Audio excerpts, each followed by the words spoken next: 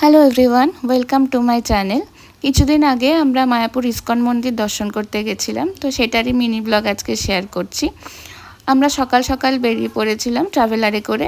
আমরা কৃষ্ণনগর হয়ে গেছিলাম, যে কৃষ্ণনগরে দাঁড়িয়েছিলাম চা আর সরভাজা খেতে, যেহেতু কৃষ্ণনগরের সরভাজা খুবই বিখ্যাত। তো তারপরে আমরা গেছিলাম মেন মন্দিরে।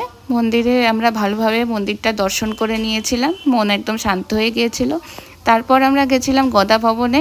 আমরা 150 টাকার প্রসাদের কুপন কেটেছিলাম, তো তাতে ছিল ভাত, ডাল, শুক্তো, স্যালাড, বেগুনি, মটর পনির, মিক্স ভেজ, চাটনি, পাঁপড়, মিষ্টি। তো খুবই সুন্দর ছিল প্রসাদটা।